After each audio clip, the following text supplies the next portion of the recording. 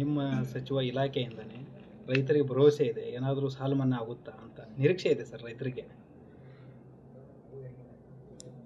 ನೋಡಿ, ಇನ್ನೂ ಮಳೆಗಾಲದ ಸಂದರ್ಭ ಇನ್ನೂ ಕಳೆದಿಲ್ಲ. ಹಿಂಗಾರಿ ಹೋಗಿಲ್ಲ. ಮುಂಗಾರಿ ಮುಗೀತೀಗ. ಹೌದು. ಹಿಂಗಾರಿ ಇನ್ನೂ ನಮಗೆ ಆಶಾದಾಯಕ ಅದ. ಇದು ಕೃಷಿ ಇಲಾಖೆಯವರು, ತೋಟಗಾರಿಕೆ ಇಲಾಖೆಯವರು, ರೇವಣಿ ಇಲಾಖೆಯವರು ಸಂಪೂರ್ಣ ಅಧ್ಯಯನ ಮಾಡಿಕೊಂಡು ಸರ್ಕಾರಕ್ಕೆ ವರದಿ ಕೊಟ್ಟ ಮೇಲೆ ಅದ್ರ ಬಗ್ಗೆ ಸಚಿವ ಸಂಪುಟದಲ್ಲಿ ಚರ್ಚೆಗಳು ಬರ್ತವೆ, ಅಧಿವೇಶನ ಚರ್ಚೆ ಬರ್ತವೆ. ಒಂದು ಇಲಾಖೆಯಿಂದ ಯಾವುದೂ ನಾವು ಮಾಡಲಿಕ್ಕಾಗೋದಲ್ಲ.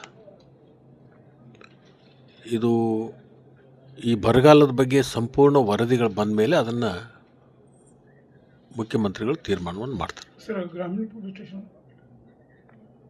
ನಮ್ಮ ಪ್ರಸ್ತಾವನೆ ಈಗಾಗಲೇ ಇದೆ. ಅದನ್ನು ನಾನು ಮುಂದಿನ ದಿನಮಾನದಲ್ಲಿ ಗ್ರಾಮೀಣ ಪೊಲೀಸ್ ಸ್ಟೇಷನನ್ನು ಪ್ರತ್ಯೇಕವನ್ನು ಮಾಡಿ, ಅಥಣಿಯಲ್ಲಿ ಭಾಳಷ್ಟು ಜನದಟ್ಟಣೆ ಇರೋದರಿಂದ ಮತ್ತು ಭಾಳಷ್ಟು ಟ್ರಾಫಿಕ್ ಇರೋದರಿಂದ ಅದರದ್ದು ಅವಶ್ಯಕತೆ ಇದೆ.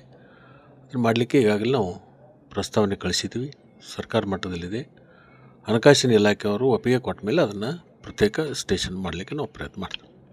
ಸರ್, ಹೆಚ್ಚುವರಿ ಬಸ್ಗಳ ಬಗ್ಗೆ ಯಾವ ಚಿಂತೆ ನಡೆದಿದೆ ಅಂತ? ಯಾಕಂದರೆ ವಿದ್ಯಾರ್ಥಿಗಳು ಬಸ್ ತುಂಬ ಫುಲ್ ರಶ್ ಆಗ್ತಾ ಇದೆ ಸರ್. ರಾಜೀವ್ ಕಾಯ್ಗೆ ಅವರು ಅದರದ ಅಧ್ಯಕ್ಷರಿದ್ದಾರೆ.